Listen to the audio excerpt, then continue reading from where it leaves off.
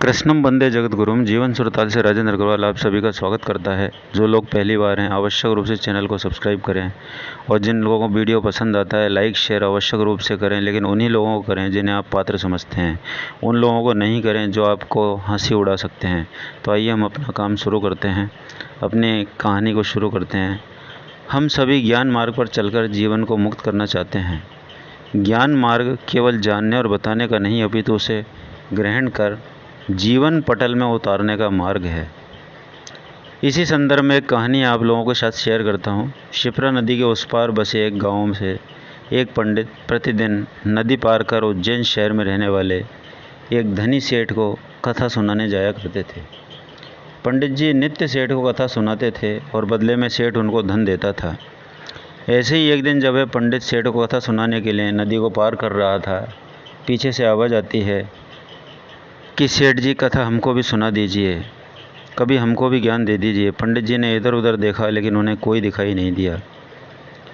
उसे पुनः अपने पास एक दिन फिर आवाज़ सुनाई दी, पंडित जी मैं यहाँ हूँ। पंडित जी ने देखा कि वह एक घड़ियाल था। पंडित जी हैरान भी थे, घड़ियाल को मानव की आवाज़ में सुनकर, और घबराए भी।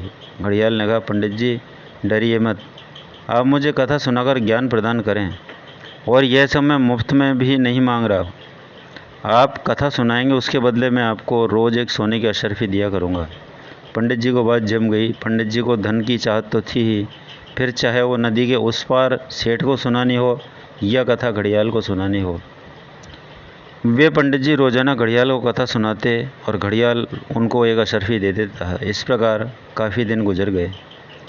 एक दिन पंडित जी घड़ियाल को कथा सुना चुके थे। घड़ियाल ने उनसे कहा, पंडित जी अब मेरा मन है कि मैं त्रिवेणी जाऊं।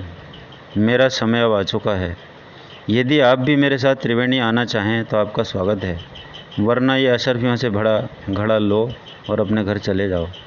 पंडित जी ने थोड़ी देर कुछ सोचा, फिर उसने त्रिवेणी जाने से अपनी असमर्थता जताई और अशर्फियों से भरा हुआ घड़ा लेकर घर वापस जाने के लिए अनुमति मांगी। घड़ियाल ने पंडित जी को विदाई दी और जब वह घर जाने के लिए मुड़ा तो घड़ियाल ज़ोर से हंसा। पंडित जी को यूँ घड़ियाल के हंसने पर बड़ा आश्चर्य हुआ और उन्होंने घड़ियाल से पूछा, आपकी हंसी का कारण क्या है? घड़ियाल ने कहा, पंडित जी आप वापस अपने गांव जाकर मनोहर धोबी के गधे से मेरे हंसने का कारण पूछना। पंडित जी को घड़ियाल के इस उत्तर पर बड़ा विस्मय हुआ, आश्चर्य हुआ। मनोहर धोबी के गधे से पूछें?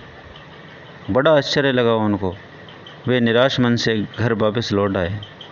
2-3 दिन तक वे बड़े उदास रहे। घड़ियाल ने ऐसा क्यों कहा? एक दिन पंडित जी किसी से पूछने जाएं, और वो भी किससे? गधे से। उनको बड़ा अहंकार था।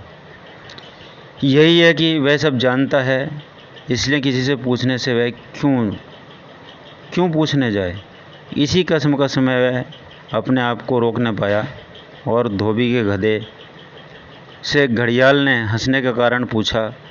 गधे ने कहा, पंडित जी पिछले जन्म में मैं एक राजा का मंत्री था। राजा मुझे अत्यंत स्नेह करते थे। राजा मुझे हमेशा अपने साथ रखते, अपने जैसा भोजन और वस्त्र इत्यादि उपलब्ध कराते थे। एक दिन राजा ने मुझसे कहा, मंत्री जी मेरा मन करता है कि मैं त्रिवेणी घूम आऊँ। अच्छा हो कि तुम भी मेरे साथ चलो। इस प्रकार हम दोनों त्रिवेणी के लिए निकल पड़े। त्रिवेणी का रमणीक स्थान राजा को अत्यंत पसंद आया और इस प्रकार हम वहाँ करीब 1 महीने तक रहे। एक दिन राजा ने मुझसे कहा, मंत्री जी मेरा तो मन अब यहाँ लग चुका है और मैं यहीं रहना चाहता हूँ। यदि तुम्हारा भी मन करे तो मेरे साथ यहीं रहो, वरना ये हीरे मोतियों से भरा घड़ा लो और अपने देश को लौट जाओ। मैंने वह घड़ा ले लिया और वापस आकर राज करने लगा। इस कारण इस जन्म में मैं गधा हुआ, इसलिए घड़ियाल हंसा। ज्ञान तो मानव को मुक्त करता है। जिसे तुम ज्ञान समझते हो वह ज्ञान नहीं है, केवल लोभ और अहंकार की पोथी है। धर्म मनुष्य को मुक्त करता है, बंधन में नहीं बांधे रखता।